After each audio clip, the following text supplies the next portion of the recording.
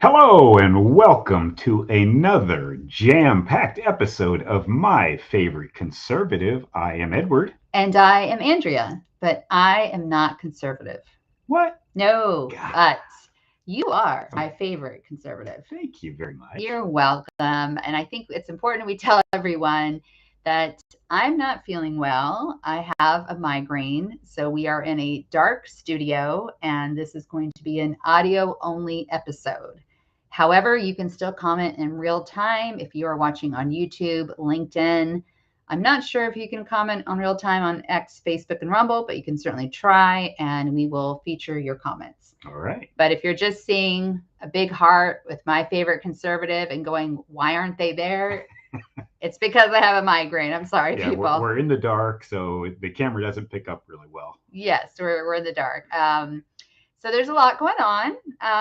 Let's talk about the aliens. Well, a lot of craziness, Yes. right? Yeah. So we have this week we've got unidentified drones flying over New York and New Jersey, but of course our government tells us we don't know who they are, but they're not a threat.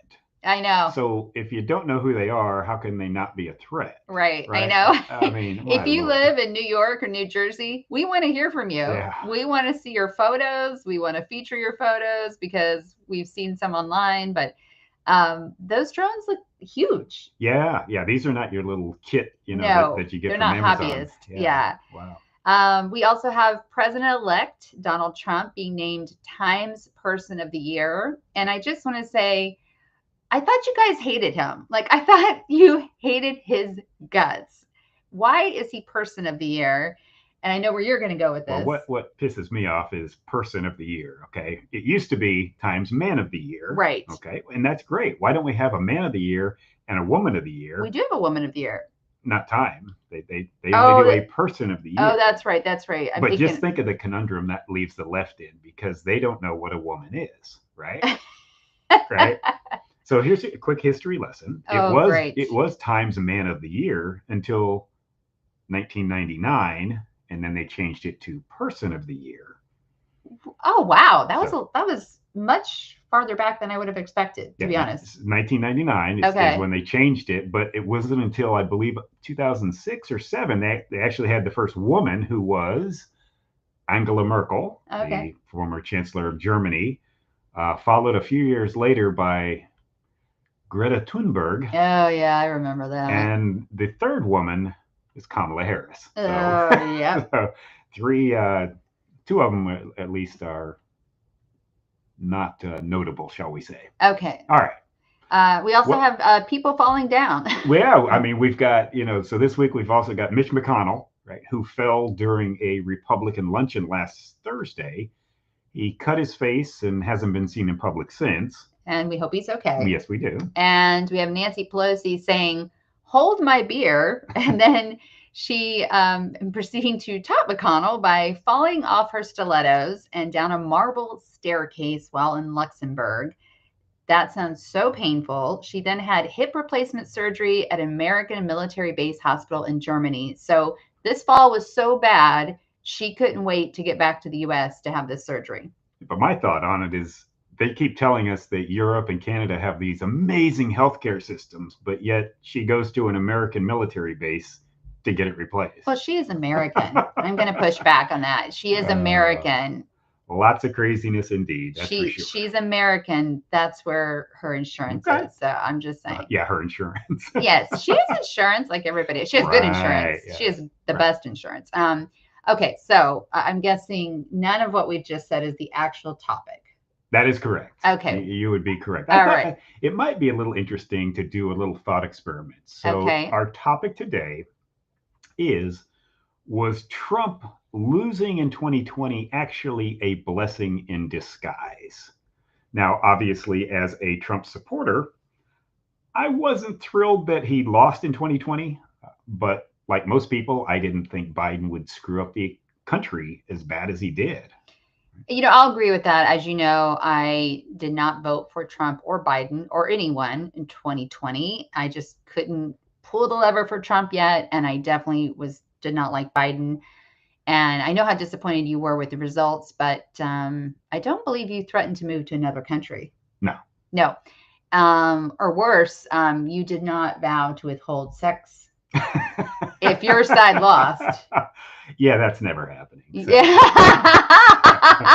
I just want to put it out there. I'm just curious, just again, I'm going to get some hate here. Why is it the women that are always withholding sex and not the men? I'm just saying. And it's usually women who don't look like they're having a lot of sex anyway. Oh, that's mean. Okay, he said that, not truthful. Me. Okay, mean. No, I agree, mean, but there's a lot of truth in it. Have you seen the pictures? Oh, okay. Have you? Okay. All I'm saying is withholding sex, that's a lose-lose for everybody. I'm just saying. Yeah. But seriously, did anyone think Biden would make a complete mess of absolutely everything? I mean, just a quick list: the Afghan withdrawal, right? Inflation, the border, crime, world conflicts. The list goes on and on. Yeah, I know those things would not have happened under Trump. So with all those horrible things happening, how do you think it's actually a blessing in disguise that Trump lost in 2020? Okay, well, let's review. So let's set this up here. Okay. I'm going to interrupt real quick. Just a reminder, if you're joining us 5 minutes in or so, this is an audio only episode because Andrea, have a migraine and we're in a dark studio. So again, our apologies for not being on camera, but you can still participate in real time. All right, go ahead. All right. So to me, the voters knew. I mean, the American people knew that the country was in deep trouble from within, and we voted accordingly. But you're talking about 2024. Correct. Okay. Yeah. So. Okay. All right. So you're kind of going to go forward then backwards. Stay with me. Okay. All right. So they knew that if Harris had beaten Trump, she would have continued the same disastrous policies of the Biden administration and then some. Oh yeah, that's why he won the popular vote too. I absolutely agree. Yeah. So the voters spoke out and they put an end to these Marxist policies. And they voted to put an end to the insanity that the lefts imposed upon our nation. This is the new norm, which is what they wanted. Right? Okay. All right. So the Trump loss in 2020 possibly occurred for a reason. Yeah. Is your thought? I mean, think about it. The United States, the Ronald Reagan shining city on the hill, that's been diminished, and the world, the world's on the brink of World War III. Yeah, I mean, literally, this is not hyperbolic. No, we have unknown drones over New Jersey. So. Well, that and actual fighting and killing going on around the world. But Americans have lived through the Biden term, and they felt the pain. Much like Carter. Yeah, not Bill Clinton. I feel your pain. Okay, keep going. So they needed to experience exactly what the Biden years had in store to truly realize that they didn't want any part of it. So I kind of what I'm going there is, unless you experience it, you can hear about things going bad or whatever, but if you truly experiencing will make you turn the page for sure. But I mean, since Biden became president, identity politics has been more important than solving any problems. Everything's an identity politics problem. Yeah, I know. Right? I agree. Yeah. But I mean, the Democrats in power did not care about the people that they were elected to represent, which was demonstrated by, open borders, lawlessness throughout the entire country. It's not, just little pockets. We are energy dependent on others now. Yes, and we were energy independent under Trump. Just saying. Yeah, our enemies are growing stronger. Yep. You've got wars flaring up around the globe, like we talked about earlier. Yeah. Inflation, running amok for sure. Yes. But the one issue I think that really shocked many people in this past election, was the distortion of biology. Yes. Right? Go ahead. Yeah. This is so hard for me. The left, and I don't usually like that term, but I don't think it's true of everyone, but encourage children to mutilate their bodies to become something they were not. Somehow we got away from sex, and gender took on a different meaning. The American people did not want the trans movement shoved down their throats. And the Democrats showed disdain for the family by labeling concerned parents as domestic terrorists. Yeah. And in some parts of the country and in some cities and jurisdictions, parents were actually being separated from their children because they would not move forward with gender affirming care. Yeah, which is probably I hope that phrase becomes such a negative in history that people will just reel from it and never think of gender affirming care again. Well, you know what I always say is because I work in healthcare, and if you ever have to enter a clinical trial, you go to the clinicaltrials.gov and you got two choices, people, male, female. That's all you have. Like, that's it. So that's true. They care about biology. Yeah, but to wrap up, like, why we wanted to change in other areas, you've got, Christianity itself and the Jews were and are targets of hatred around the country. You know who I would love to talk to? I'm just going to put it out there. Anyone who is Jewish and voted for Kamala, I would love to understand. Yeah, that's one of those things where so many Jewish people have always voted Democrat because their parents did. And that was all with FDR, with Roosevelt from the 30s, going through the Depression and things. They just thought he was God. Yeah. They passed that down to their children, but that is starting to turn big time. We got a viewer. Just want to feature him real quick. Hey, Mark. Nice to see you. Let us know where you're from. And apologies again, we're not on camera today. All right, tell us about some other areas. Well, I mean, any ideas, any facts or opinions that did not go along with the left's policies, they were attacked. Always, yeah. Yeah, you've got freedom and free expression were not allowed, with the media manipulating their news, air quotes, to fulfill their liberal agendas. Well, I want to jump in here. I am such a free speech absolutist, even when it works against me.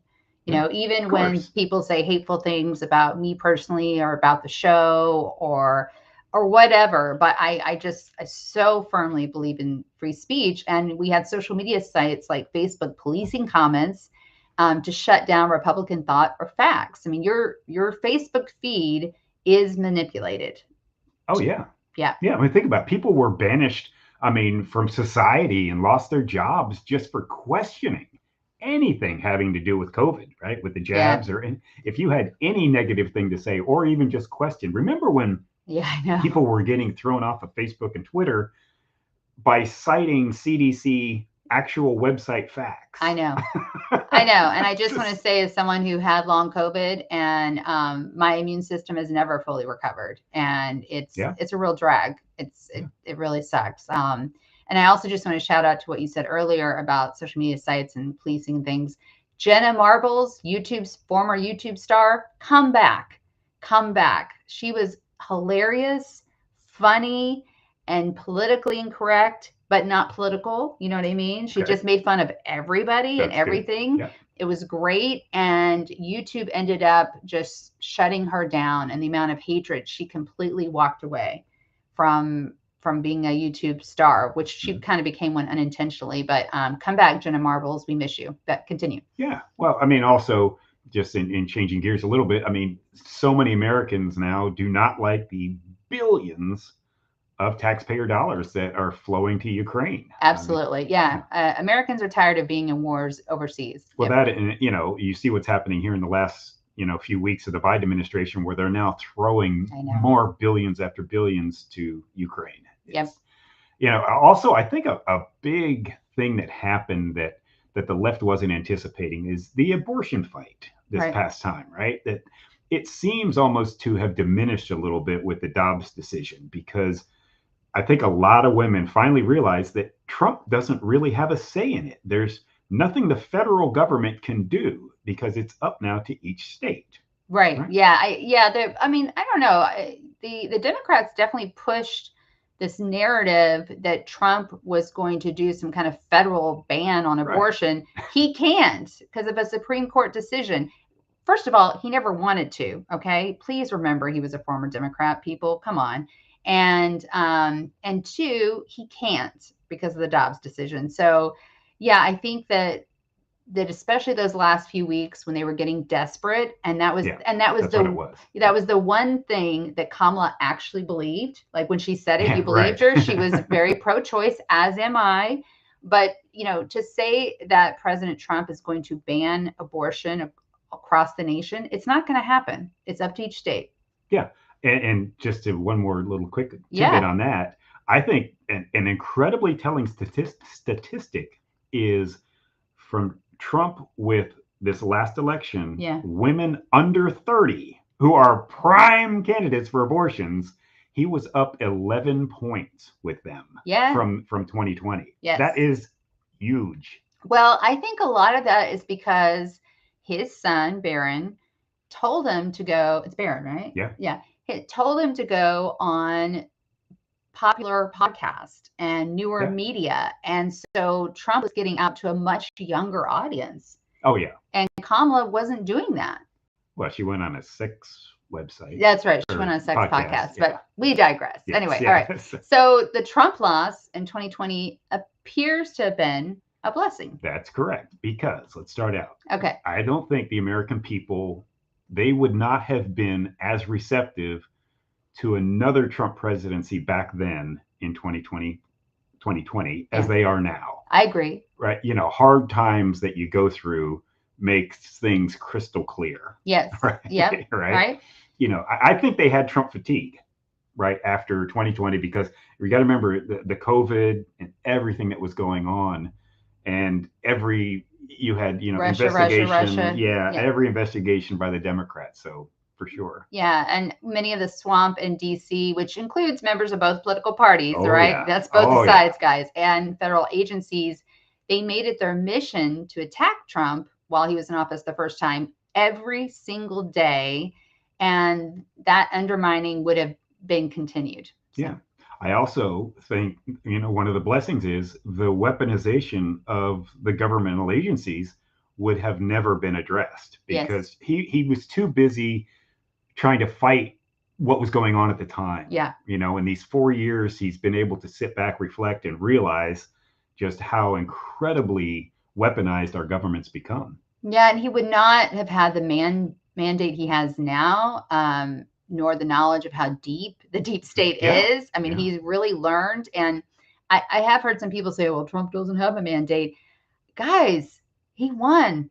He won by more than a mile. He won the Electoral College. He won among young people. He won Gen Z. Every swing state. He won every swing state. He won the popular vote. He does have a mandate. He absolutely does. The majority of Americans, and I say this to all my amazing, lovely liberal friends whom I love very much, the majority of Americans voted for him. Get over it. All right. But, just remember this. As president, he would have had a continual fight on his hands because Chuck Schumer would have still been in charge of the Senate. That's right. Yeah. And Nancy Pelosi would still be running the House. Yep. And so because the Democrats controlled the House and the Senate for the first 2 years in 2021. Right. Yeah. So imagine, that would have just been how many more impeachments, right? I know. Seriously, there would have been, I'm guessing 3 at least. Oh, for who knows? And lawsuits. Yeah. Yeah. Oh gosh, you already had this in here. So Trump has a mandate. Yes. Okay. Continue. Yeah, but he does have a mandate now. With what you just mentioned, he is putting the right people in the right places. Mostly, there's a few that I've got some problems with. That's another show. Which we've already talked about. Yeah, but what I like about it is, I think this was last week's show, or maybe 2 weeks ago, 2 shows ago, is that if you look at the people he's putting in these cabinet positions, and we'll see if they actually get through the Senate confirmation hearings, but many Democrats are part of it. Yeah, that's just it. I mean, if he would have continued his second term back in 2020. There wouldn't be a Tulsi. There wouldn't be an RFK. Elon Musk would not be on board. I know, yeah. So, it's been able to, by the Democrats screwing up so badly, they've pushed so many people away from them. And it's only benefited Trump because Trump's saying, come with us. I think the real term of this last election is simply common sense. Yes. Right? Yeah, and he's selecting people who are not part of the Washington establishment or elites. Yeah. And I was actually watching Devin Nunes this morning on Maria Bartiromo, and they were talking about his new cabinet picks. And he said to Maria that, he's putting the people in place, but if they don't do the job, they will be replaced. So my question to everybody out there is, how many people did Biden replace? None. Thank you. I'm just going to answer it. Right. Yeah. Thank you. So, yeah, but I mean, again, he's more knowledgeable about how DC works and way more knowledgeable on how to drain the swamp.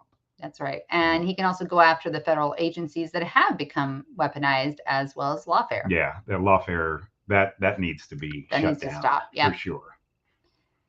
Yeah, I mean, the great thing is Trump now has the House and the Senate, but, bigger margin in the Senate than the House, which is actually quite odd. Yes, it's unusual. Yes. Very, very odd. But the great thing is, at least for the next 2 years under Republican control. Yeah, he can undo all of Biden's executive orders immediately. That's great. Yay. Yeah. And the great thing is he's got the support of the country right now. That's what I said. Well, most Americans, I should say. Yeah, the majority of Americans, yes. Yeah.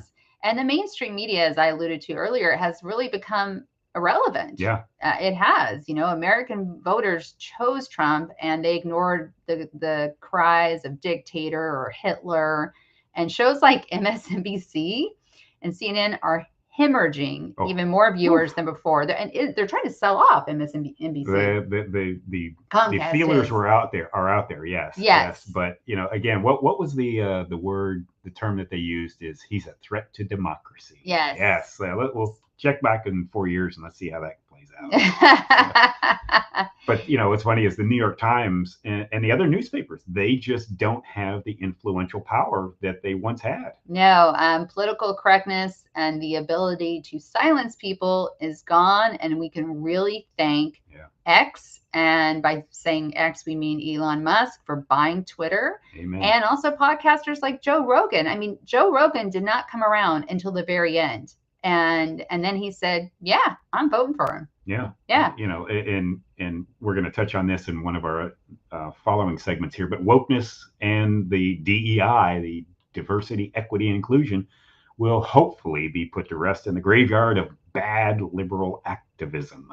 That's a great phrase. Thank you. You're welcome. Thank you very much. And then finally, we have the Supreme Court. Yes. So this is the biggie. 2 U.S. Supreme Court justices may be getting ready to retire. Justice Samuel Alito Jr. is 74 years old, and Justice Clarence Thomas is 76. I cannot believe he's 76. I swear he looks so much younger. He does. He's been there 30 forever. Years now, I guess, or whatever. And you also got to remember that the liberal justice, Sonia Sotomayor, she's 70 years old, but in, I think, way worse health than anybody on the court. Yeah. She's got bad diabetes. I know she's had a bunch of other issues. So, right. Yeah, I mean, so think about it. During Trump's upcoming presidency, he might be able to nominate at least 1, possibly 2, and maybe even 3 conservative judges. Which he did in his first term, 3. Yes, he did. Yes. Yeah. You know what? That's what's interesting about that is something that the left should have hammered on more. They should have talked about that more. Because I think most Americans understand the Supreme Court, understand how important it is, and no, we only have 9 justices. Well, maybe not. The youngins, they don't learn this stuff anymore in history class. But I think they should have hammered that more. I think that would have been a better argument than he's Hitler or he's going to be an abortion. But what was the argument they were fighting for in the Supreme Court? It was Kamala wins, we're going to pack the Supreme Court. Right? Yes. Yeah. So I find it quite humorous now that Trump has won. He should immediately put out on X that, you know what, that's actually not a bad idea to pack the Supreme Court. In fact, we're going to take it up to 13. Oh, Jesus. And I'm going to name the next 4 plus anybody else who retires and have like an 11-2 advantage for conservatives. But I'm all for a 20-year term. I don't think it should be. I will completely agree with that. Yeah, yes. It shouldn't be a life term. Yes. So the United States Supreme Court will remain in conservative hands, regardless of how many Trump appoints. So yeah. So I mean, if all goes well in terms of Trump land, that could be a 7-2 court, conservative, if Sotomayor has to hang it up because of health issues. So the 2 would be Kagan, Elena Kagan, and Ketanji Brown Jackson. That was Biden's.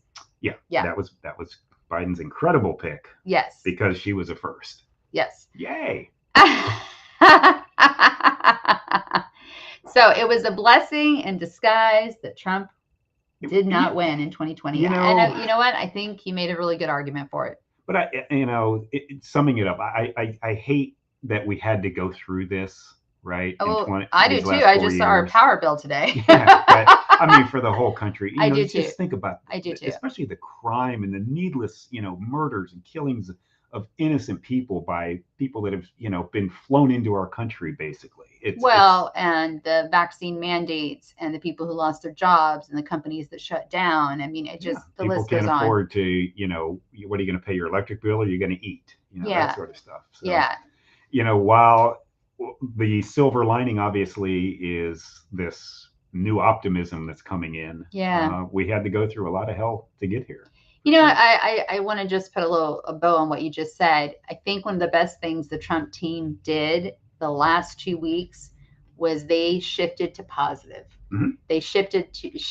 Absolutely. I said shifted. Shifted. Sorry, to optimism, to hope, and not like, hope without any substance. They were still talking about the issues, but they stopped doing negative ads, or did fewer of them. I don't know about the swing states. They probably still had them, but they were really making the focus more about, this is what we can do, this is what we will do, and this is how it's going to benefit the country. I think what you said there, the last 2 weeks of this campaign are going to be studied tremendously, under a microscope by political science classes. Because you had 2 weeks of Democrats going full negative and 2 weeks of the Republicans going full positive, and the polls proved it out. Well, not the public polls. The internal polls really did, though. The internal polls. I mean, that was one of the things I heard. Trump Jr., Donald Trump Jr. Is that his name? Yeah. What did they call him? There's a name for him. Don. Yeah. Yes, that's right. They call him Don.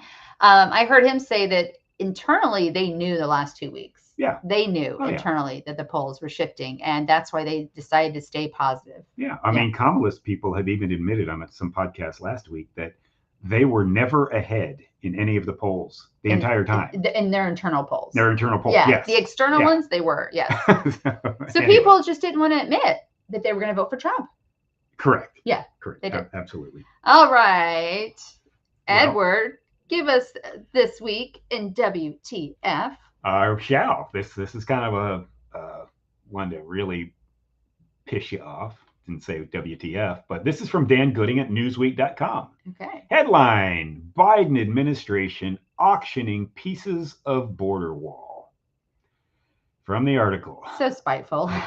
Material to be used for the wall along the U.S.-Mexico border was reportedly taken away in Arizona, set for auction just weeks before the barrier's champion President-elect Donald Trump returns to the White House. Quote, they are taking it from 3 stations, Nogales, Tucson, and 3 Points, a Border Patrol agent told the outlet on conditions of anonymity. Quote, the goal is to move all of it out before Christmas. Jesus. So you've got Arizona Republican House Rep Eli Crane told the Daily Wire that the Biden administration was purposefully hindering Trump's effort to secure the border. Crane said, the Biden administration is well aware they shouldn't have reversed the construction of the border wall. If it's true, they're purposely hamstringing an incoming president. It wouldn't be shocking. Why would they want to see President Trump succeed with policies they aggressively sabotaged? And from the article, GovPlanet's auction listings show the rust-colored panels laying on the sand with bidding starting at $5 a piece at an auction held Wednesday. I mean, talk about spite. I said it was spiteful. I mean, it's so beyond spiteful. But how much harm by not using that, by not building a wall that they done to the American people? And this dovetails perfectly into our weekend wins. Why don't you take this one? Yes. So this weekend wins from Cameron Abrams at the Texan.news. Headline: Texas Lieutenant Governor sends warning to blue leaders on immigration law. Buck up, Buttercup. So Lieutenant Governor Dan Patrick sent a conversation with Fox News host Laura Ingraham that Texas will begin to make plans to purchase materials for the southern border wall and give it to President-elect Donald Trump. And this is great. He says, quote, "I got $1 billion in my pocket to do it," Patrick said. "I will go in and buy it all." Patrick concluded by calling President Joe Biden a traitor who is attempting to sabotage the upcoming Trump administration. And here's his final quote: "It is disgraceful, it is disgusting, and he will go down as the worst, most despicable president in the history of this country because no one has done more damage and hurt American citizens." Amen, Dan Patrick. So he is going to buy the border wall that's on sale right now and give it to Trump. Yeah, I mean, how perfect of a combination of these two stories. These that are Biden's great. Trying to sabotage everything about the border. Let's go back real quickly here. Remember, what are we, about a month left in the election, and all of a sudden they start changing their tune on the border. Yes. They're going to be so tough and everything else. Well, you know what, people, this shows right here how tough they were going to be. Can you imagine if Kamala would have won? They would have bulldozed every section of every border, gotten rid of everything. Yep. So, but yeah, I mean, yay to Texas on this. Yep. That is awesome. Buy it cheap, give it to Trump, and say, let's go. Yes. And you know how I feel about it. He said, "Bucket up, Buttercup." And I always say, "Suck it up, Buttercup." So I even have socks that say that. I'm just saying. Okay. All right. We do have a Weekend Woke. Yes. Well, I hope so. It's like our cornerstone segment. Yeah. And this is actually kind of referring back to what we were talking about earlier in the show. From Madeline Leesman at townhall.com. Headline: Bombshell report claims that Biden's education department spent $1 billion on DEI. For our people, because we're not on camera, as a reminder, because I have a migraine, my head is in my hands. Like, I just cannot believe that number. Okay, continue. From the article: a study conducted by parents' rights organization Parents Defending Education found that President Joe Biden's Department of Education spent at least $1 billion on diversity, equity, and inclusion initiatives since 2021. Researchers found that $490 million was spent on DEI hiring efforts, $343 million on DEI programming, and $170 million on DEI-related mental health resources. And I've got some examples here. Why don't you read the examples here that we have? You just want me to throw up on you. Okay. A $4 million grant was given for this makes me mad, for a 3-week residential, quote, culturally responsive computer science camp for 600 11th and 12th graders. So they spent $4 million for a 3-week camp for 600 people. Yeah. That's hard to do. Yeah. What was the math on that? You did it. It was like $6,666 per child. Per child. For 3 weeks. 3 weeks for culturally responsive computer science camp, whatever that means. Yeah. The University of Iowa received a grant award of $1.2 million to train 40 elementary teachers to, quote, enact equity-centered education in partner K through 12 districts. Right. So $1.2 million for 40 teachers to train them in something that elementary school teachers. Yeah. Elementary. That was unnecessary. But what's the math on that? Oh, I didn't do it. You didn't do the math on that one? Okay. Ridiculous amount. The University of Missouri in St. Louis was awarded, at least this number's smaller, a $306,000 grant to train school counselors in trauma-informed, anti-racist, social emotional learning, and they call it TIAR-SEL. It's just like they just try to make this stuff up, don't they? I mean, they literally do. I know. Continue the article. Yeah, so from the article, quote, "You reap what you sow, and it's very clear that this administration's Department of Education has been incentivizing the advancement of far-left ideologies into American schools in place of rigorous, proven methods of instructions." The PDE, which is the group that brought this to light, researcher and author of the Grant Ed report, Ryan Staley, said in a statement, quote, "The only people or groups to benefit from the enormous amount of grant funding are the universities, administrators, and DEI consultants at the expense of children's education. This needs to change by placing children's learning at the forefront of education instead of prioritizing race-based policies and DEI," Staley added. Amen. Amen. And you know, this goes to our whole show here of reducing the size of government. And the first thing one of the first things on the chopping block has to be the Department of Education, because we actually do have 50 departments of education in each state. Yeah. Right? Each state has their own. Right. We don't need to send money to Washington, have them, dole it out in grants around the country, send some of this, receipts back, and then we run our and it almost sounds like they're cleaning the money, like it's illegal. It's a little bit of a laundering situation. Yes. Well, you think about it, it really is, because what they're doing, it depends on who's in control of it, and the DOE's always been way left leaning, right? And they're giving it to their left leaning causes. Yeah. So it is laundering it in a way. That's a good point. Anything else to add? Oh boy, no. I'm this one. While I'm excited about Trump, I hate that we did have to go through these last 4 years, but better times are ahead. Yeah, I agree. I agree. Thank you so much. We see you watching, and thank you for watching, even though we're not on cameras. Thank you for joining us live today, and please follow us on all social media platforms. And we are live on most Sundays at 10 a.m. Pacific Standard Time, 1 p.m. Eastern. And there's no way I will have this migraine for much longer. That's what I'm telling myself and my body. So we will be on camera next Sunday. We stream live on YouTube, Rumble, LinkedIn, X, and Facebook.